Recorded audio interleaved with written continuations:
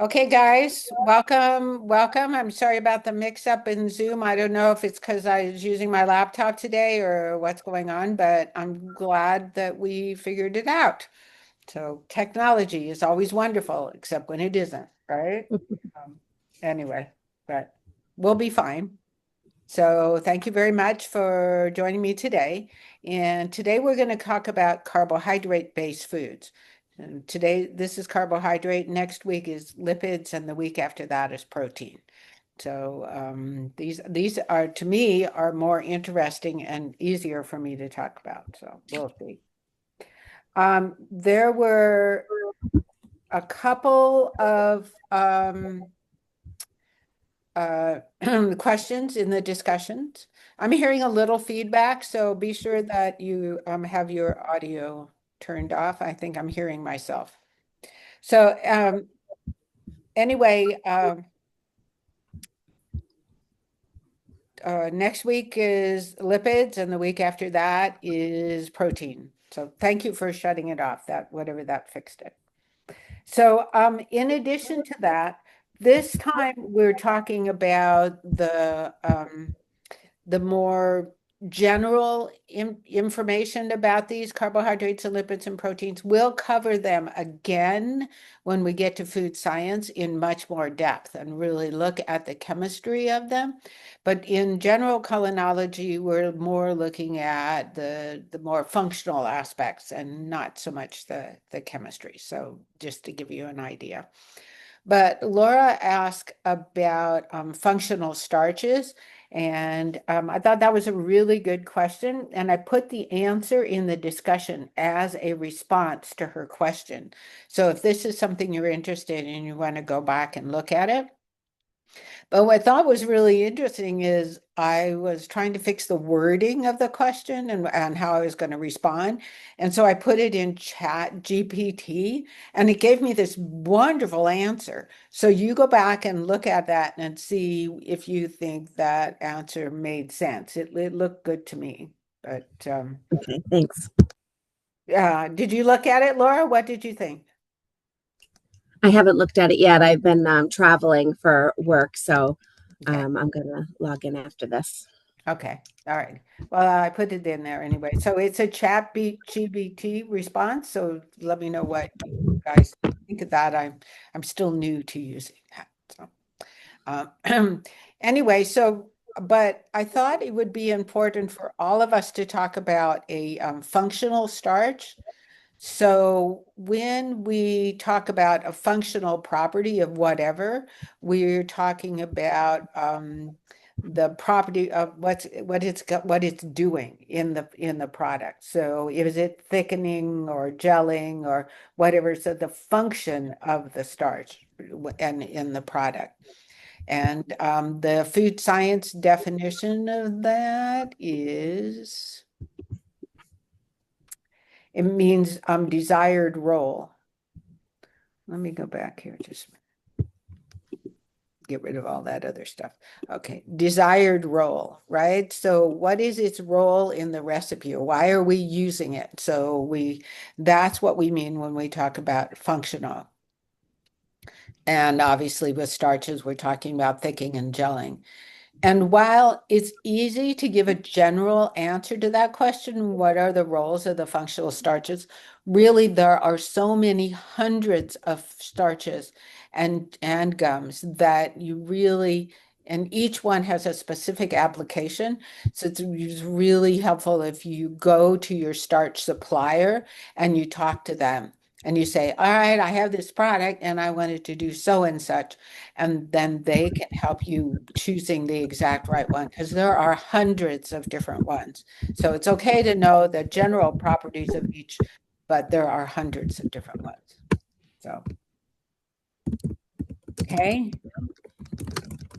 somebody's typing. That's me.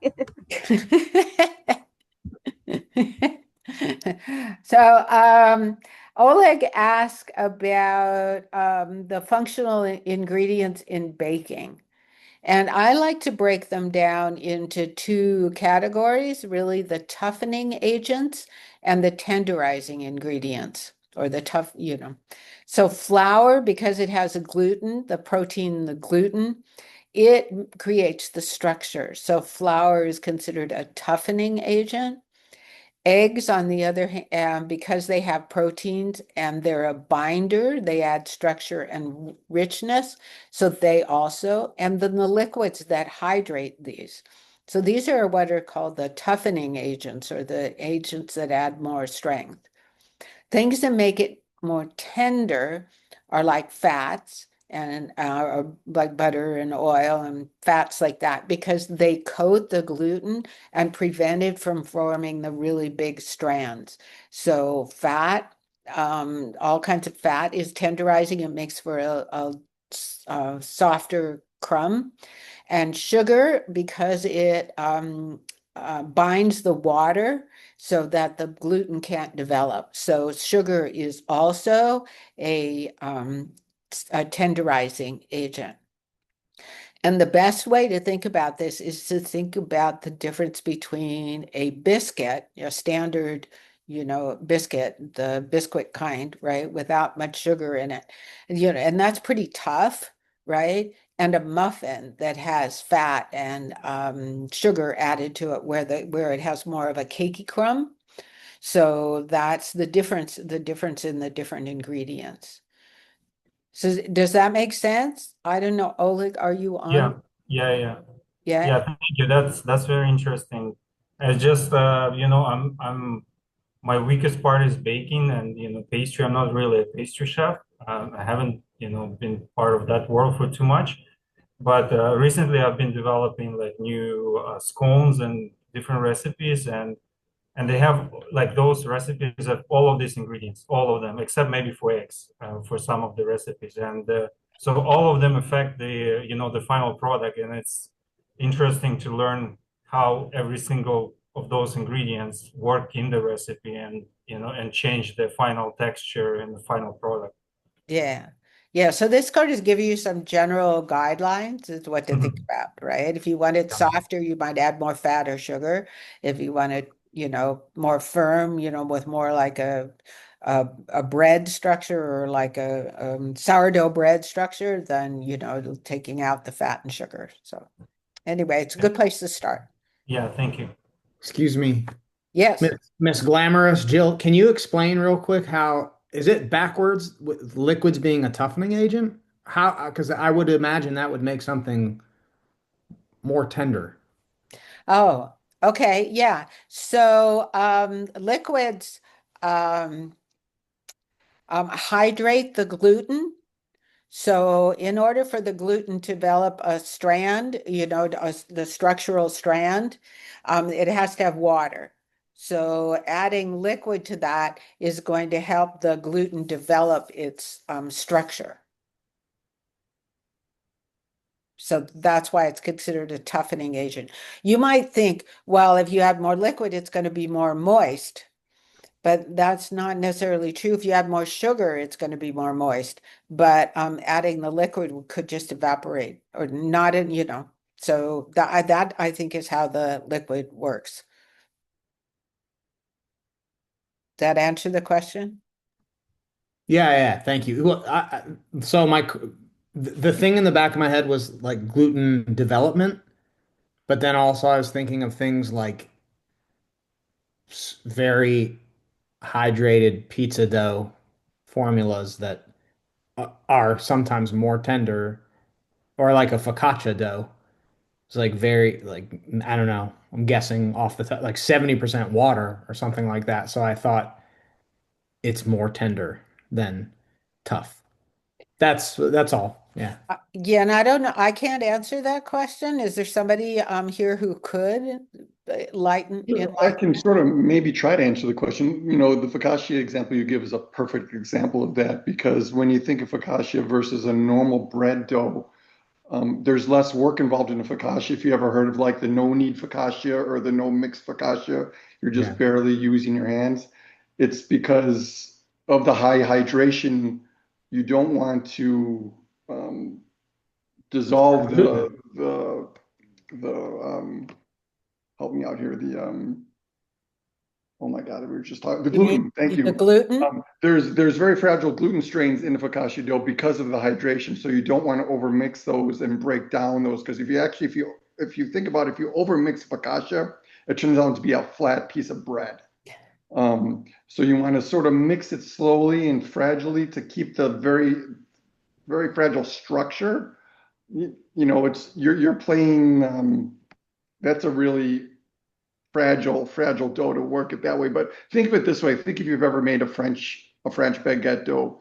You know, you have your normal ratios of flour, you water, your yeast, and you always start out the recipe, and the water is always the variable.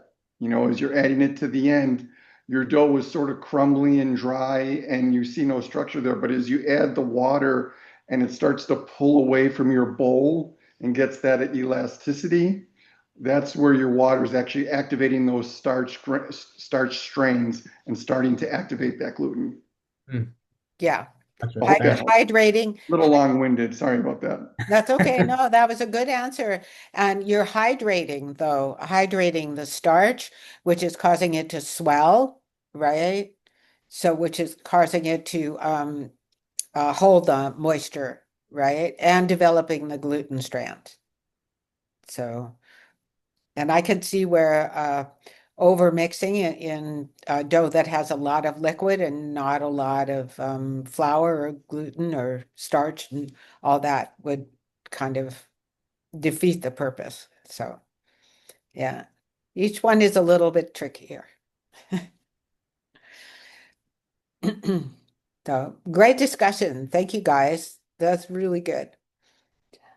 Going on a little bit, and I'm hoping, Oleg, that I hope that we'll have time to talk about that kind of stuff later.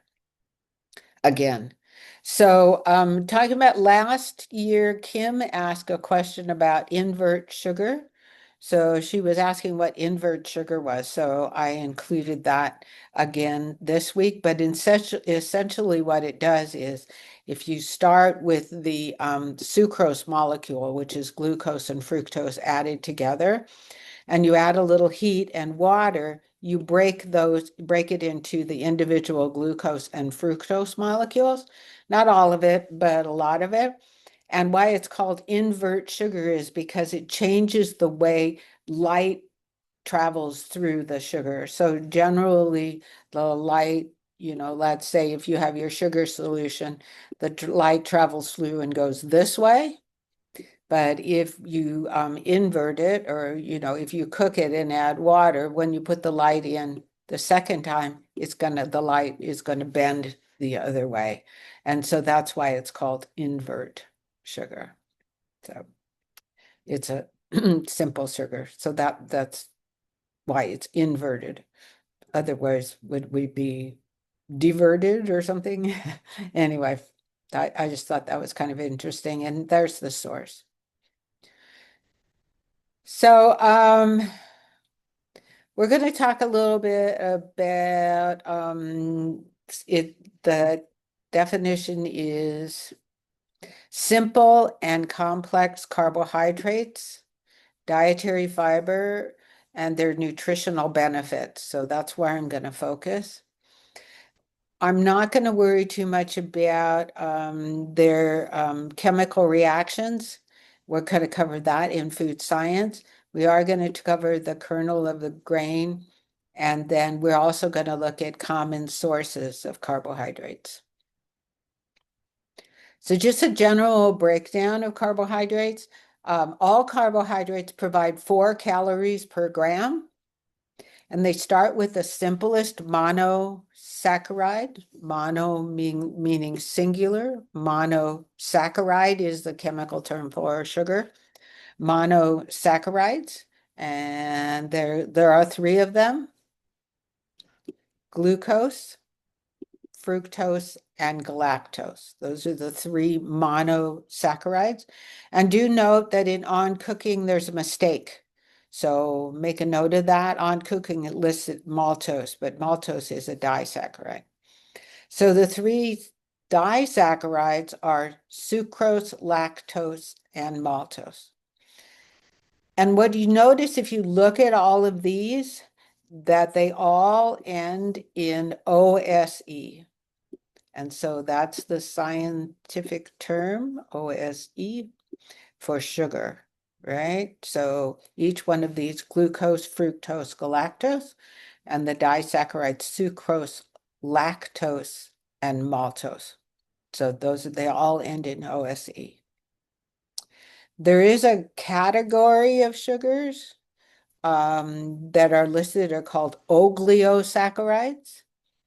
Oglio means that there are between 3 and 10 sugar molecules long.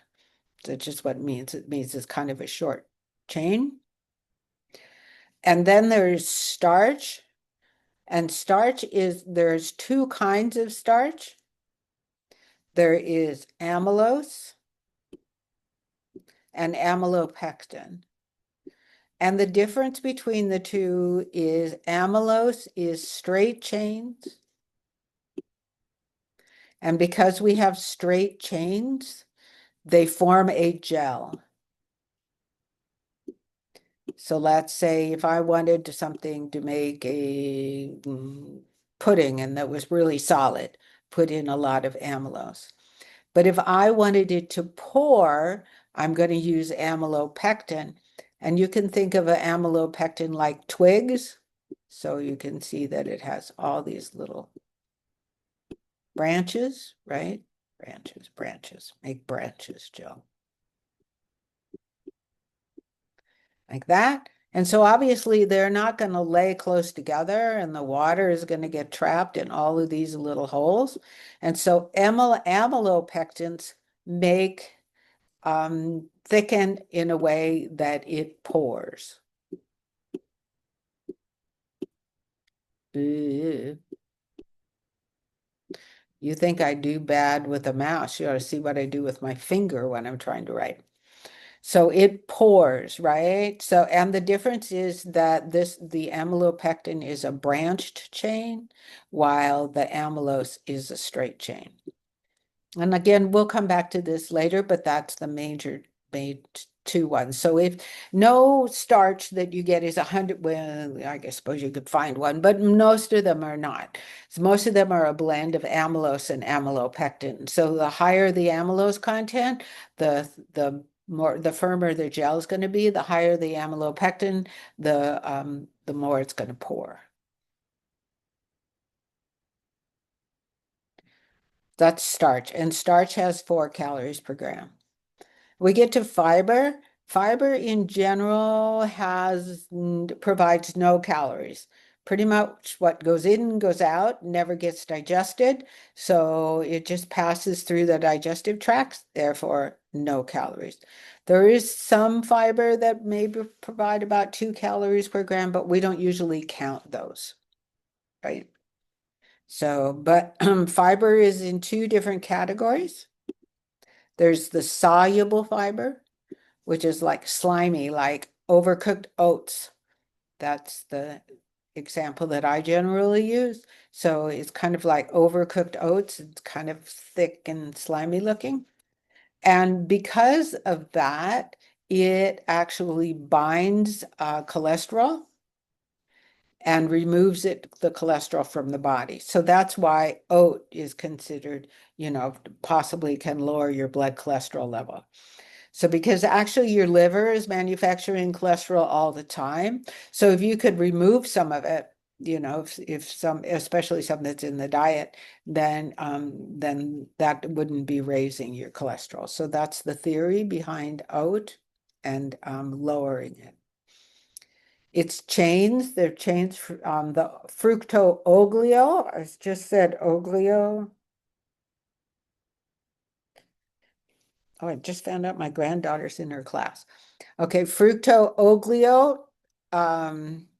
saccharides means, so I just said oglio is a short chain. So fructo means fructose.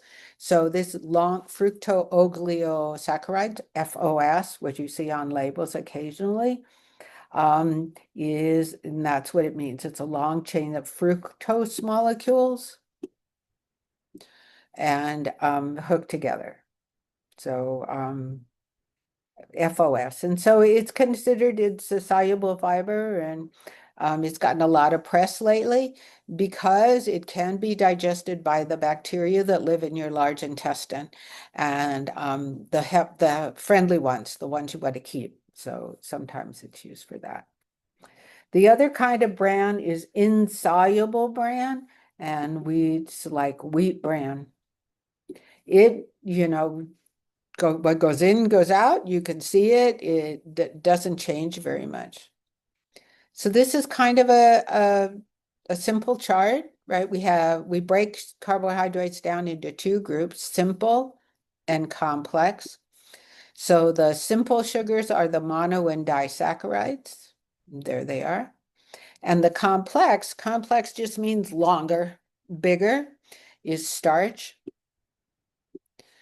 Glycogen is the animal form of starch. So the starch, the carbohydrate that we store in our body is glycogen, and it looks a lot like amylopectin, only it's much more branched. So it holds more water. So if you're an athlete and you talk about carbohydrate loading, what you're trying to do is increase the amount of glycogen that's in your cells, and that'll hold more water. And then also the carbohydrate can be used for quick energy.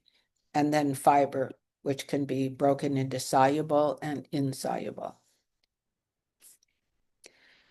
That was a really fast rundown, and we'll, of course, be talking about it later, but does anybody have any questions?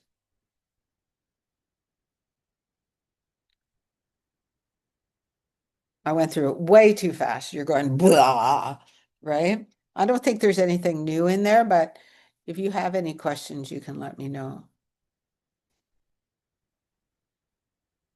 I think this chart is kind of helpful because it kind of breaks it down and makes it a little easier to understand. If we look at hearing none, I'm going on. So if we look at a kernel of grain, and this could be wheat or rice, this happens to be wheat over here. There is the outer layer, this brown part right here, the outer layer,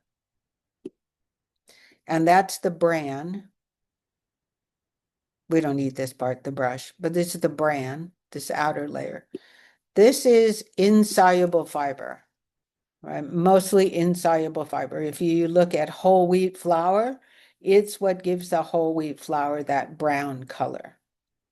So that's the bran, and that's where almost all the fiber is.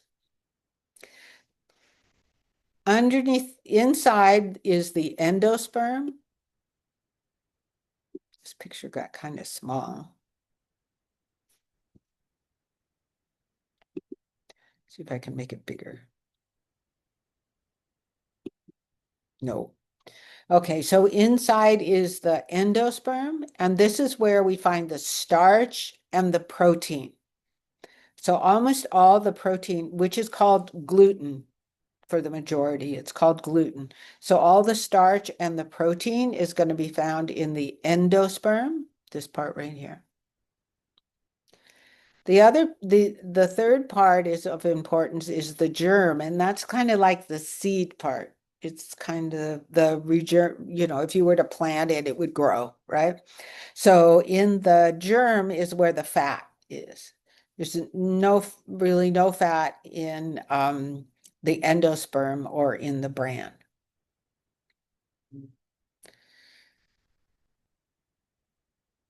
There's a tiny little layer that's between these two that is called the aleuron layer. And that layer contains the thiamine, riboflavin, and niacin, a good percentage of the vitamins.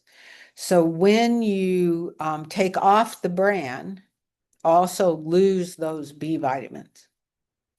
So the B vitamins are lost in processing. And that's called in the aleuron layer, this little thin little layer underneath the bran. So what we do in order to replace those vitamins, because people prefer white flour, is we enrich or fortify. So enrichment is to put back the vitamins that are lost. Fortified is to add more. So all white flour in the United States, probably the world, is enriched, or the thiamine, riboflavin, and niacin are returned. And also, probably 10 years ago, folic acid, which is another B vitamin that's very similar to those, was added to flour because deficiencies in folic acid, which are mostly like green vegetables, there were a lot of deficiencies. And so deficiencies during pregnancy can cause spina bifida, which is where the spinal cord is on the outside of the body. So they thought, well, everybody eats white bread, so let's put some, we know we already enrich it, so we're going to add a little bit. And they also add iron. Iron is also added. But white flour does not have any fiber, or very little fiber, and no fat. So the question is, which is better? White bread, enriched white bread, or whole wheat bread? So it's kind of up to you which one. I think nutritionally they're probably about the same, except for the fiber. So but there's a lot of talk. And so today, actually, what they've done is they're now cultivating a strain of wheat where this outer bran is white or lighter in color. And so they're able to serve 100% or whole wheat bread to the schools, but it looks like white bread. So it's better accepted by the kids. So it's just a different strain of wheat that they grow. Any comments or questions?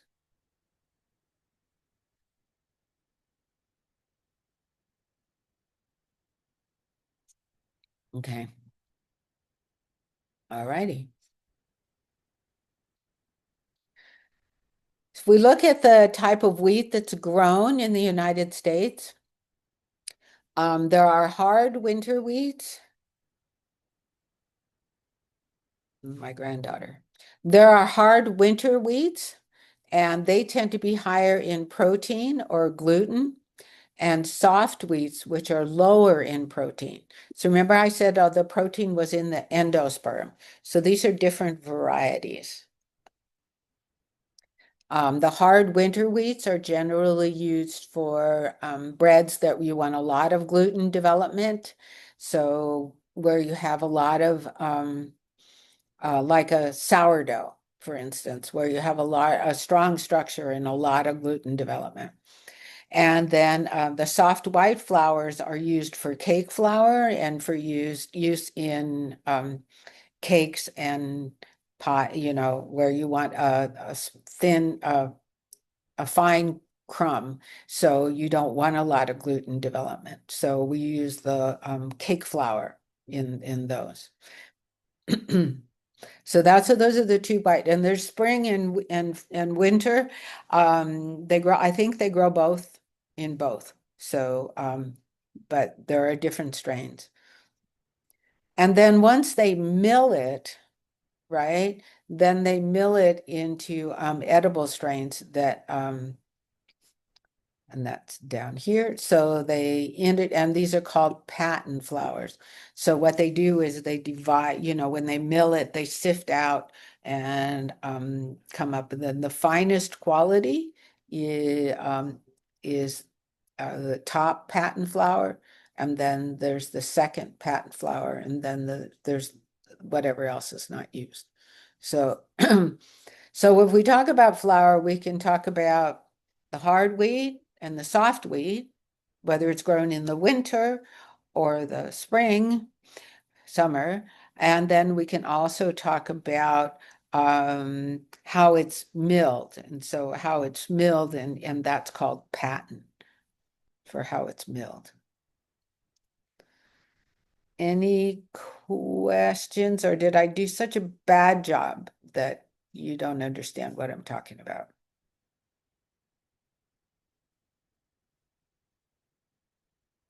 You never do a bad job. We got it.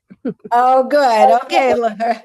I don't know. I'm a little fragmented. Not only is my granddaughter calling me because she just graduated from her summer program, and I'm all glamorous and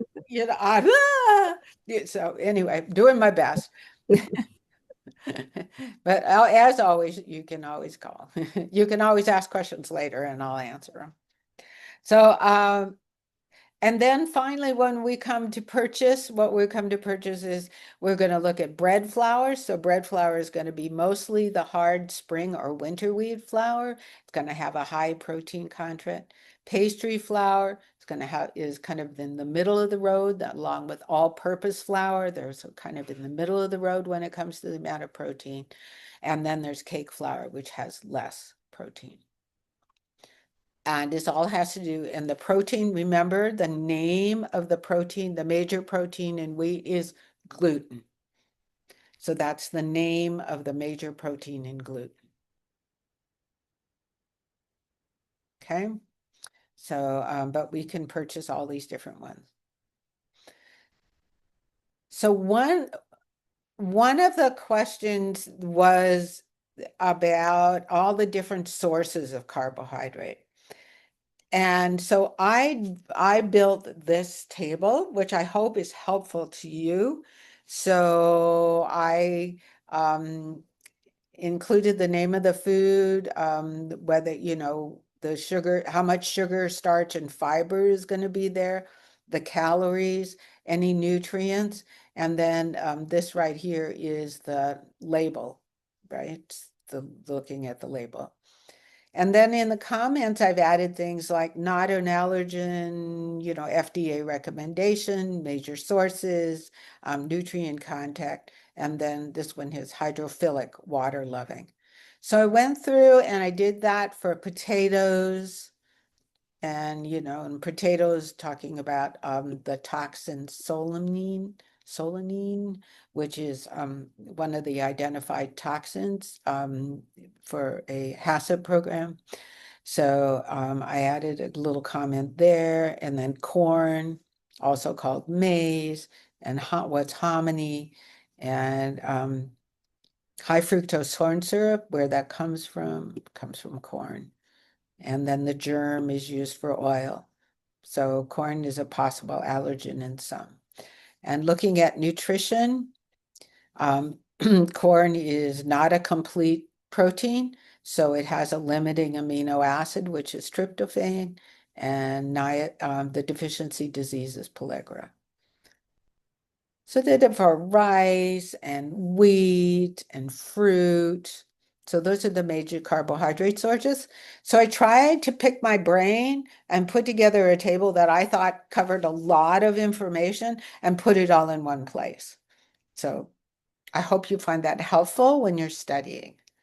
It's the kind of, picked up stuff from all over the place and put it together. So let me know what you think of that, because that question is super hard to answer.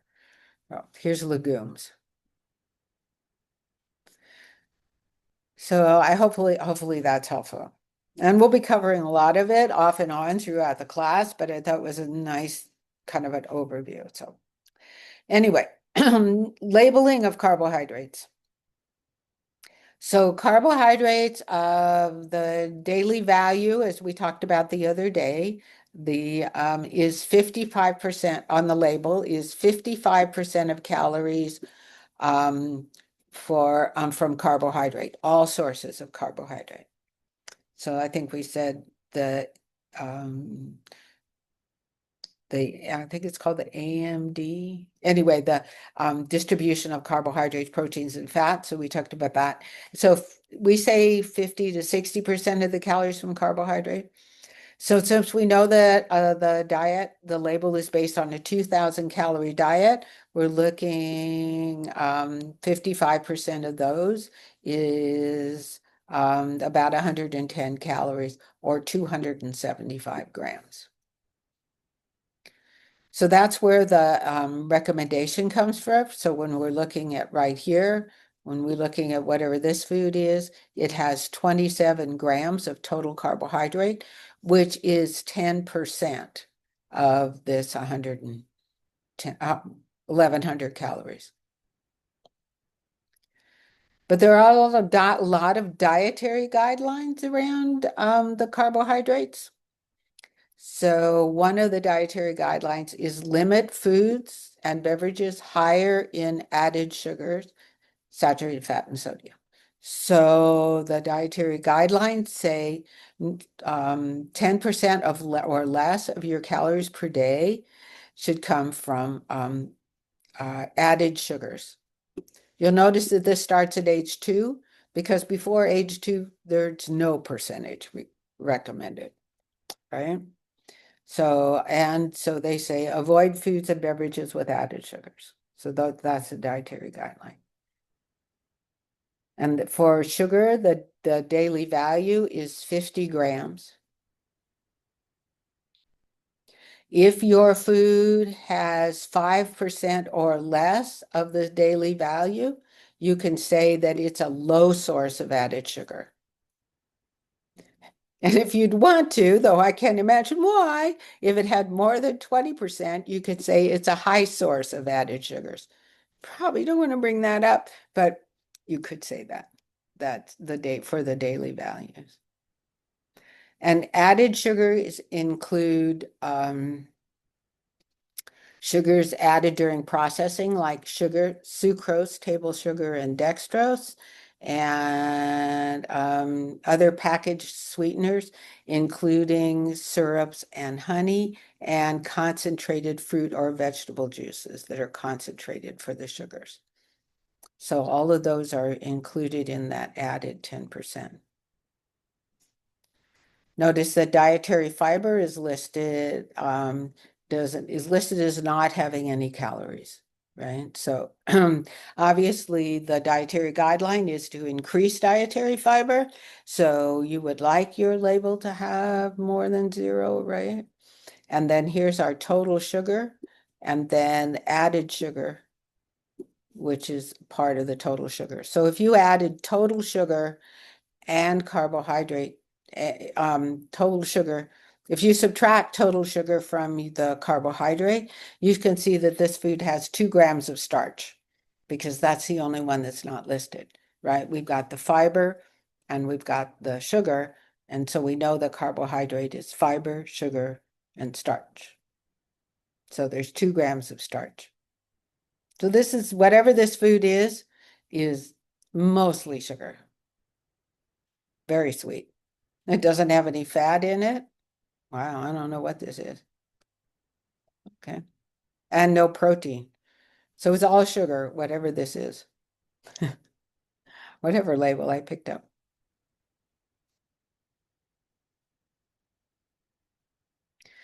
So some good news information too is that added sugar does not include naturally occurring sugars. So like the sugar that's in milk or fruits and vegetables, as long as it's not been extracted.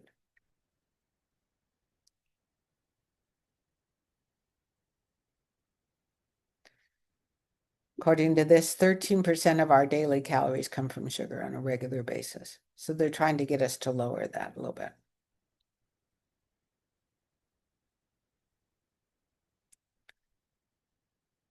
We can make some nutrient content claims. So remember we talked about health claims and nutrient content claims, which are claims that say, well, what's in this? So if your food doesn't have any sugar, if it has less than 5.5 grams of sugar, you can say that it's sugar-free.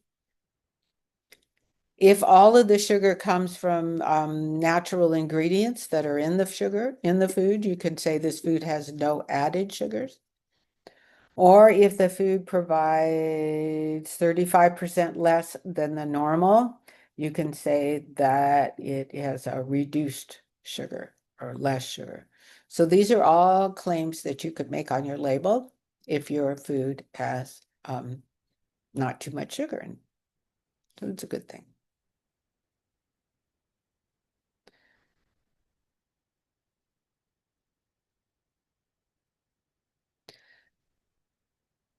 There's a daily value for fiber It's 28 grams, and it's assumed that the fiber does not provide any calories.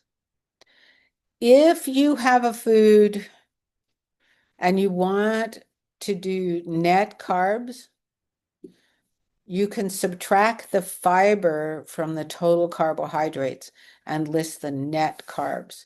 And essentially what that is if this food here had,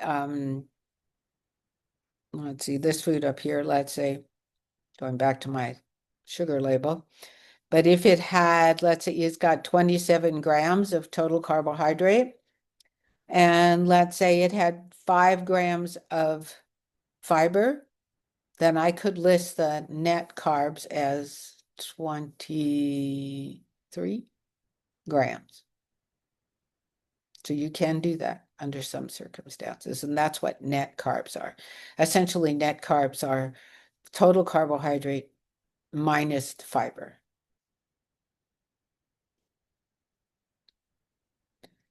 And I talked about the insoluble and soluble fibers before. Any questions about labels? Do any of you produce any foods that provide labels that have sugar things on your labels? Yeah, we do. Unfortunately, like with coleslaw and things like that, it is a lot of added sugar.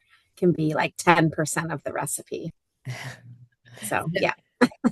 So you won't be making any, well, maybe you could make a less than, right? You could make a Yeah. less, right? Yeah, it won't last as long, but we could do it. That's right, because you're going to really affect the water activity, right? So Yeah. yeah, Yeah.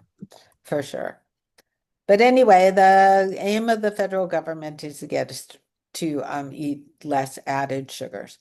Especially, I think mostly they're looking at like sodas, for instance, and candies and things like that. They're trying to get us to eat less of those. Yeah, an initiative for us is just a shift. Yes, we're trying to reduce the sugar, but in something like coleslaw, where it's a functional ingredient, it's difficult. But then in other things where you might just want it for the flavor, like a potato salad or a macaroni salad, we're trying to use like just a little bit of honey, so at least it's a maybe a more natural or perceived, healthier option. Right. But you know, nutritionally, they're the same. But the Yeah, world doesn't know that. The exactly. consumer's not that smart, but we know there's the same stuff, right?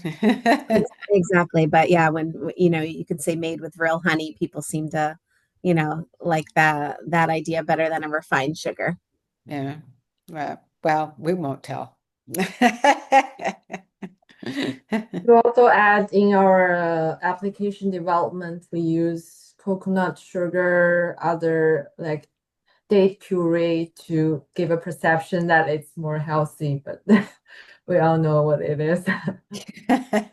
Right. It's still sugar, but it looks good on the label, right? It looks good on the label. So, and I appreciate that people are trying to eat healthier, but they also, you know, not that well informed, but whatever sells.